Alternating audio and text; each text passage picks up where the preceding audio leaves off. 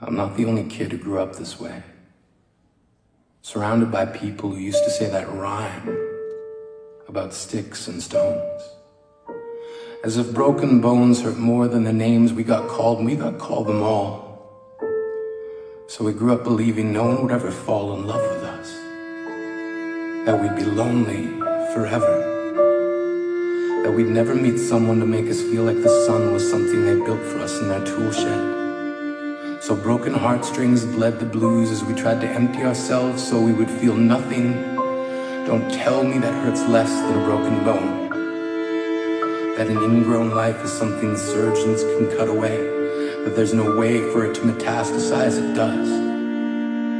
She was 8 years old, our first day of grade 3, when she got called ugly. To this day, despite a loving husband, she doesn't think she's beautiful because of a birthmark that takes up a little less than half her face. Kids used to say she looks like a wrong answer that someone tried to erase but couldn't quite get the job done. And they'll never understand that she's raising 2 kids whose definition of beauty begins with the word mom. Because they see her heart before they see her skin. Because she's only ever always been amazing. He was a broken branch grafted onto a different family tree. Adopted. Not because his parents opted for a different destiny. He was 3 when it became a mixed drink of 1 part left alone and 2 parts tragedy. Started therapy in 8th grade. Had a personality made up of tests and pills. Lived like the uphills were mountains and the downhills were cliffs. 4/5 suicidal, a tidal wave of antidepressants and an adolescence being called pauper. To this day, he's a stick of TNT lit from both ends.